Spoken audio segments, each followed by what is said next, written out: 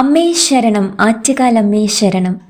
ലോകത്തിലെ ഏറ്റവും വലിയ സ്ത്രീ സംഗമം അനന്തപുരിയെ യാഗഭൂമിയാക്കി മാറ്റുന്ന ആറ്റുകാൽ പൊങ്കാല വന്നെത്തിയിരിക്കുകയാണ്. ഓരോ പെൺമനസ്സിലും ഭക്തിയുടെ കനലെരിയുന്ന നിമിഷങ്ങൾ. ലക്ഷക്കണക്കിന് അമ്മമാരും സഹോദരിമാരും തങ്ങളുടെ ദുഃഖങ്ങൾ അമ്മയുടെ കാൽക്കൽ അർപ്പിക്കാൻ കാത്തിരിക്കുന്ന ആ പുണ്യദിനം 2026 മാർച്ച് 3 ചൊവ്വാഴ്ചയാണ്. നിങ്ങളിൽ പലരും ചോദിക്കാറുണ്ട്, ഞങ്ങൾ ദൂരെയാണ് താമസിക്കുന്നത്, ഞങ്ങൾക്ക് ഇത്തവണ ആറ്റുകാലിൽ എത്താൻ കഴിയില്ല, വീട്ടിൽ പൊങ്കാലയിട്ടാൽ അമ്മ സ്വീകരിക്കുമോ എന്ന്. ഭക്തരെ, അമ്മ എല്ലായിടത്തുമുണ്ട്. നമ്മുടെ ഓരോരുത്തരുടെയും ഉള്ളിലും അമ്മയുണ്ട്. വിശ്വാസത്തോടെയും വ്രതശുദ്ധിയോടെയും നിങ്ങൾ എവിടെയിരുന്ന് വിളിച്ചാലും ഓടിയെത്തുന്നവളാണ് ആറ്റുകാൽ ഭഗവതി. ഇത്തവണ പൊങ്കാല വ്രതം എന്ന് തുടങ്ങണം? ആർക്കൊക്കെ പൊങ്കാല ഇടാൻ പാടില്ല? വീട്ടിൽ പൊങ്കാല ഇടുമ്പോൾ നാം പാലിക്കേണ്ട ചിട്ടകൾ എന്തൊക്കെയാണ്? ഈ കാര്യങ്ങൾ ഒരു സംശയവും ബാക്കിയില്ലാത്ത വിധം വിശദമായി പറയാനാണ് ഇന്ന് ഈ വീഡിയോയിലൂടെ ഞാൻ നിങ്ങളുടെ മുൻപിൽ എത്തിയിരിക്കുന്നത്. വീഡിയോ പൂർണ്ണമായി കണ്ടു തീർക്കുമ്പോൾ നിങ്ങളുടെ ഉള്ളിൽ പൊങ്കാല ഇടാനുള്ള ആ ഒരു ആഗ്രഹം അമ്മ ഒരു നിയോഗമായി എത്തിക്കും എന്നതും ഉറപ്പാണ്. അതുകൊണ്ട് വീഡിയോ സ്കിപ്പ് ചെയ്യാതെ കാണണം കേട്ടോ. കൂടാതെ നമ്മുടെ ഈ ചാനൽ ആദ്യമായിട്ടാണ് നിങ്ങൾ കാണുന്നതെങ്കിൽ ഒന്ന് സബ്സ്ക്രൈബ് ചെയ്യാനും മറക്കല്ലേട്ടോ. കൂടാതെ ഈ വീഡിയോ ഇപ്പോൾ തന്നെ ഒന്ന് ലൈക്ക് ചെയ്യാനും മറക്കല്ലേട്ടോ. എന്തിനാണ് നമ്മൾ അമ്മയ്ക്ക് പൊങ്കാല സമർപ്പിക്കുന്നത്? ഇതിന് പിന്നിൽ പ്രധാനമായും 2 ഐതിഹ്യങ്ങളാണുള്ളത്. തീർച്ചയായിട്ടും പൊങ്കാല ഇടുന്നതിന് മുൻപ് നമ്മൾ ഈ ഐതിഹ്യം അറിഞ്ഞിരിക്കേണ്ടതായിട്ടുണ്ട്. എങ്കിൽ മാത്രമേ ദേവിയുടെ ആ ഒരു പൂർണ്ണ അനുഗ്രഹം നമ്മളിലേക്ക് എത്തുകയുള്ളൂ. നമ്മൾ ആ പൊങ്കാല ഇടുന്നതിൻ്റെ ധന്യത നമ്മളിൽ ചേരുകയുള്ളൂ. അതായത് ഭദ്രകാളി ദാരികാവധത്തിന് ശേഷം ഭക്തർക്ക് മുന്നിൽ പ്രത്യക്ഷപ്പെട്ടപ്പോൾ അമ്മയെ സ്വീകരിക്കാൻ ഭക്തർ തയ്യാറാക്കിയ നിവേദ്യമാണ് പൊങ്കാല എന്ന് വിശ്വസിക്കപ്പെടുന്നു. മറ്റൊരു കഥ, മധുരാദഹനത്തിന് ശേഷം കോപം ശമിക്കാത്ത കണ്ണകിയെ ശാന്തയാക്കാൻ ഭക്തർ പൊങ്കാല അർപ്പിച്ചു എന്നതാണ്. ഈ വിശ്വാസത്തോടെയാണ് നമ്മൾ ഓരോരുത്തരും ഇന്നും കനലൂതി അമ്മയ്ക്ക് നിവേദ്യം തയ്യാറാക്കുന്നത്. അമ്മയെ ഒരു അതിഥിയായി, മകളായി സങ്കല്പിച്ച് സ്നേഹത്തോടെ നൽകുന്ന ഭക്ഷണമാണ് ഓരോ പൊങ്കാലയും. പൊങ്കാലയ്ക്ക് മുമ്പുള്ള ആചാരങ്ങൾ തുടങ്ങുന്നത് കുംഭമാസത്തിലെ കാർത്തിക നാളിലാണ്. അന്നാണ് ആറ്റുകാലിൽ കാപ്പുകെട്ട് നടക്കുന്നത്. കാപ്പുകെട്ടിൻ്റെ അന്ന് മുതൽ വ്രതം തുടങ്ങുന്നതാണ് ഏറ്റവും ഉത്തമം. ശുദ്ധിയോടെ വേണം വ്രതം നോൽക്കാൻ. ഇത് നിങ്ങൾ വളരെയധികം ശ്രദ്ധിക്കണം. പൊങ്കാലയ്ക്ക് മുന്നോടിയായി 9, 7, 5 അല്ലെങ്കിൽ 3 ദിവസം നമ്മൾക്ക് വ്രതമെടുക്കാവുന്നതാണ്.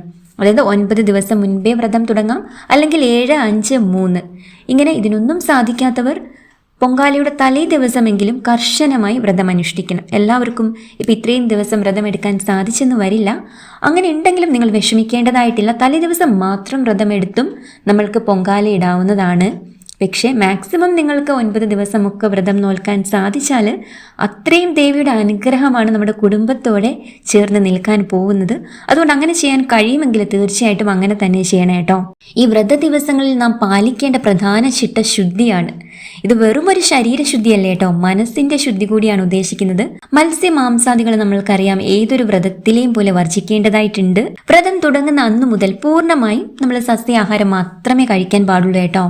ഒരിക്കൽ എടുക്കുക, അതായത് പകൽ ഒരു നേരം മാത്രം അരിയാഹാരം കഴിച്ചുകൊണ്ട് ബാക്കി സമയം ലഘുഭക്ഷണമോ പഴങ്ങളോ കഴിക്കുന്നത് ആണ് ഒരിക്കൽ വ്രതം എന്ന് പറയുന്നത്. അങ്ങനെ ചെയ്യാൻ സാധിച്ചാൽ ഏറ്റവും നല്ലതാണ്.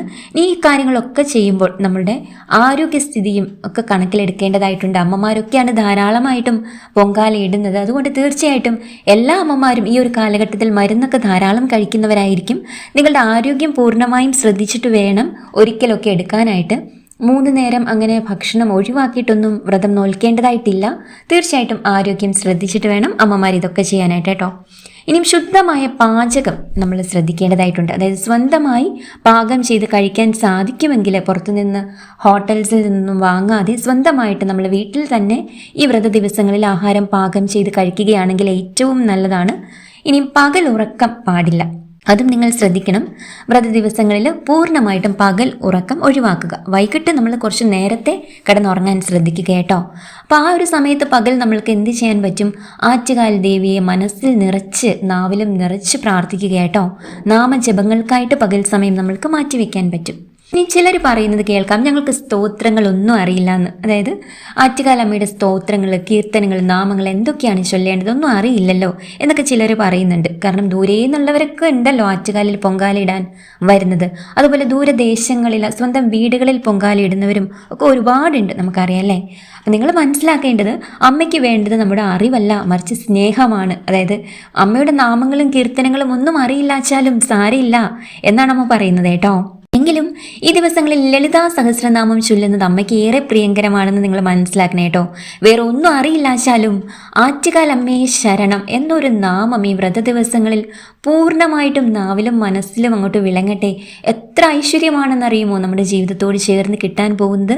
ആ ഒരു മന്ത്രം, ആ ഒരു നാമം, ആറ്റുകാലമ്മയെ ശരണം എന്ന നാമം മാത്രം ഉരുവിട്ടുകൊണ്ടിരിക്കുക. ദേവി മഹാത്മ്യത്തിലെ ശ്ലോകങ്ങൾ വീട്ടിൽ നമുക്ക് പോസിറ്റീവ് ഊർജം നിറയ്ക്കും. ഇവിടെ എനിക്കൊരു കൊച്ചു കഥ ഓർമ്മ വരികയാണ് കേട്ടോ. ഒരിക്കൽ കിള്ളി നദിക്കരയിൽ വിശ്രമിച്ചിരുന്ന ഒരു വൃദ്ധനെ സഹായിക്കാൻ വന്ന ഒരു പെൺകുട്ടി ഉണ്ടായിരുന്നു. അവൾ ആരായിരുന്നു എന്നറിയുമോ? സാക്ഷാൽ ഭഗവതി ആയിരുന്നു അത്രേ. അന്ന് ആ വൃദ്ധൻ നൽകിയ ആതിഥ്യമോർത്താണ് ഇന്നും അമ്മ അവിടെ കുടികൊള്ളുന്നത് എന്നാണ് പറയപ്പെടുന്നത്. നിങ്ങളപ്പോൾ ഭക്തിയോടെ അമ്മയെ വിളിച്ചാൽ നിങ്ങളുടെ വീട്ടിൽ ആ ചൈതന്യം എത്തും എന്നതിന് യാതൊരു സംശയവുമില്ല.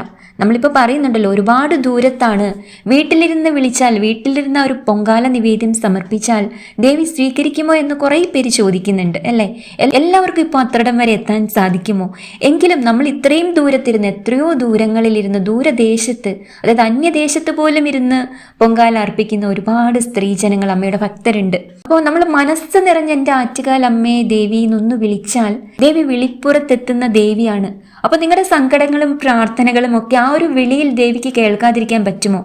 എത്ര വലിയ ദുഃഖങ്ങളിലൂടെയാണ് നിങ്ങളിപ്പോൾ കടന്നു പോകുന്നതെങ്കിലും നിങ്ങളുടെ ആ മുടങ്ങിക്കിടക്കുന്ന കാര്യങ്ങൾ, ഒരുപാട് കാര്യങ്ങളുണ്ടാവും. ആഗ്രഹിച്ചിട്ട്, മനസ്സുകൊണ്ട് അതിയായി ആഗ്രഹിച്ചിട്ടും കൈവെള്ളയിൽ എത്തി എന്ന് കരുതിയിട്ടും തട്ടി മാറിപ്പോയ പല കാര്യങ്ങളും, അതൊക്കെ വേണ്ടിയിട്ടാവും നിങ്ങൾ മനസ്സ് നിറഞ്ഞ അമ്മയെ പ്രാർത്ഥിച്ചിട്ട് ഇപ്രാവശ്യം വ്രതമെടുത്ത് ആറ്റുകാൽ പൊങ്കാലയിടാൻ വേണ്ടിയിട്ടിരിക്കുന്നത്.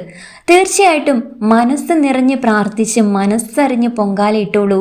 നിങ്ങൾ മനസ്സിൽ ആഗ്രഹിക്കുന്ന ആ ഒരു ആഗ്രഹം എന്ത് തന്നെയാണെങ്കിലും, നിങ്ങളുടെ മനസ്സിൽ നിറഞ്ഞു നിൽക്കുന്ന വിഷമങ്ങൾ എന്ത് തന്നെയായാലും ആറ്റുകാൽ അമ്മയുടെ അനുഗ്രഹത്താൽ അതെല്ലാം മാറി നിങ്ങൾക്ക് വേണ്ട കാര്യങ്ങളെല്ലാം അമ്മ സാധ്യമാക്കി തരും എന്ന് ഉറച്ചു വിശ്വസിച്ചിട്ട് വ്രതമെടുക്കാൻ തുടങ്ങിക്കോളൂ കേട്ടോ.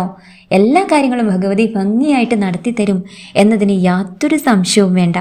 ഇനി വീട്ടിൽ പൊങ്കാലയിടുന്നവർ, ഞാൻ ഈ താഴെ പറയുന്ന കാര്യങ്ങൾ പ്രത്യേകമായിട്ടൊന്ന് ശ്രദ്ധിക്കണേ കേട്ടോ. സ്ഥാനം, അതായത് നമ്മൾ പൊങ്കാലയിടുന്നതിൻ്റെ സ്ഥാനം എങ്ങോട്ട് ദർശനമായിട്ടിരുന്നാണ് പൊങ്കാലയിടേണ്ടത്. കിഴക്കോട്ട് നോക്കി നിന്ന് വേണം പൊങ്കാലയിടാൻ. പൊങ്കാലയിടുന്ന സ്ഥലം മുൻകൂട്ടി അടിച്ച് തളിച്ച് ശുദ്ധമാക്കണേ കേട്ടോ. ഇനി അടുപ്പും കലവും, പുതിയ മൺകലത്തിൽ പൊങ്കാലയിടുന്നതാണ് ഏറ്റവും ഉത്തമം. പുതിയ ഇഷ്ടികകൾ ഉപയോഗിച്ച് നമുക്ക് അടുപ്പ് തയ്യാറാക്കാവുന്നതാണ്. ഇനി ഗണപതി പൂജ ഇതിനകത്ത് വളരെയധികം പ്രാധാന്യം അർഹിക്കുന്നു. പൊങ്കാല അടുപ്പിന് സമീപം ഗണപതിക്ക് നമ്മൾ ഒരുക്കി വെക്കേണ്ടതായിട്ടുണ്ട്. അതായത് നിലവിളക്ക് കൊളുത്തി ഇലയിൽ അവല്, മലര്, വെറ്റില, പാക്ക്, പഴം എന്നിവയൊക്കെ സമർപ്പിക്കണം. വിഘ്നങ്ങൾ മാറാൻ ഇത് അത്യാവശ്യമാണ്. അപ്പോൾ പൊങ്കാല നമ്മൾ ഇടുന്നതിന് മുൻപ് ഗണപതിക്ക് വെക്കേണ്ടതായിട്ടുണ്ട് കേട്ടോ. ഇനിയും സമയം പറയുകയാണെങ്കിൽ മാർച്ച് 3 രാവിലെ 9:45 ക്ഷേത്രത്തിലെ പണ്ടാരം അടുപ്പിൽ തീ കത്തിക്കുക. ഈ സമയത്ത് നമ്മുടെ വീട്ടിലെ നിലവിളക്കിൽ നിന്നും തീ പകർന്നു വേണം നമ്മൾ അടുപ്പ് കത്തിക്കാനായിട്ട്. ഇനി നിവേദ്യങ്ങളും മന്ത്രങ്ങളും, തിളച്ചു മറിയുന്ന കലത്തിൽ അരിയിടുമ്പോൾ ഈ ഒരു മന്ത്രം ചൊല്ലുക കേട്ടോ. അന്നപൂർണേ സദാപൂർണേ ശങ്കരപ്രാണവല്ലഭേ ജ്ഞാന വൈരാഗ്യ സിദ്ധ്യാർത്ഥം ഭിക്ഷാം ദേഹി ച പാർവതി. നിവേദ്യങ്ങൾ സാധാരണയായിട്ട് ശർക്കര പായസമാണ് അമ്മയ്ക്ക് ഏറ്റവും പ്രിയം. എങ്കിലും രോഗമുക്തിക്കായി മണ്ടപ്പുറ്റും കുടുംബ ഐശ്വര്യത്തിനായി തെരളിയപ്പവും കൂടെ വെള്ളച്ചോറും ദേവിക്ക് നമുക്ക് സമർപ്പിക്കാവുന്നതാണ്. ഉച്ചയ്ക്ക് 2:15 ക്ഷേത്രത്തിൽ നിവേദ്യം നടക്കുന്നത്. ഈ സമയത്ത് നമുക്ക് വീട്ടിലും പൂജാരിയെ സങ്കല്പിച്ച് തീർത്ഥം തളിച്ചിട്ട് നമുക്ക് നിവേദ്യം നടത്താവുന്നതാണ്. ഇനിയും ആർക്കൊക്കെ ആറ്റുകാൽ പൊങ്കാല ഇടാൻ പാടില്ല എന്ന് നമുക്കൊന്ന് നോക്കി വരാം. അതായത് ചില പ്രത്യേക സാഹചര്യങ്ങളിൽ പൊങ്കാലയിടുന്നത് ഒഴിവാക്കേണ്ടതായിട്ടുണ്ട്. അതായത് പുല വാലായ്മ ഉള്ളവർ പൊങ്കാലയിടാൻ പാടില്ല. മരണാനന്തര ചടങ്ങുകൾ കഴിഞ്ഞ് 41 ദിവസം പൂർത്തിയായവർക്ക് മാത്രമേ പൊങ്കാലയിടാൻ അനുവാദമുള്ളൂ കേട്ടോ. ഇനി ഗർഭിണികൾ 5 മാസം കഴിഞ്ഞതാണെങ്കിൽ പൊങ്കാലയിടാൻ പാടില്ല. അതുപോലെ പ്രസവം കഴിഞ്ഞ് 5 മാസം തികയാത്തവരും പൊങ്കാലയിടാൻ പാടില്ല കേട്ടോ. ശരീരം ശുദ്ധിയോടെയും ആരോഗ്യത്തോടെയും ഇരിക്കുമ്പോൾ മാത്രമേ വ്രതം പൂർണ്ണമാവുകയുള്ളൂ. ഈ ഒരു കാര്യം നമ്മളെല്ലാവരും ശ്രദ്ധിക്കേണ്ടതായിട്ടുണ്ട്. അമ്മയുടെ കാരുണ്യം ഒന്നു മാത്രം മതി നമ്മുടെ ജീവിതത്തിലെ ഇരുട്ടകറ്റാൻ. ഈ വലിയ യജ്ഞത്തിൽ പങ്കാളികളാവാൻ നമുക്ക് എല്ലാവർക്കും സാധിക്കട്ടെ. ഈ വീഡിയോ പരമാവധി ഭക്തരിലേക്ക് എത്തിക്കാൻ ശ്രമിക്കുക കേട്ടോ. നിങ്ങൾക്ക് എന്തെങ്കിലും സംശയങ്ങളുണ്ടെങ്കിൽ താഴെ കമൻറ്റായി ചോദിക്കാം. അമ്മയുടെ അനുഗ്രഹം നിങ്ങളിലേക്ക് എത്താൻ പ്രാർത്ഥിക്കുന്നു. അതുവരെ അമ്മയുടെ നാമങ്ങൾ ജപിച്ചുകൊണ്ടിരിക്കുക. അമ്മേ ശരണം, ദേവീ ശരണം, ആറ്റുകാൽ അമ്മേ ശരണം.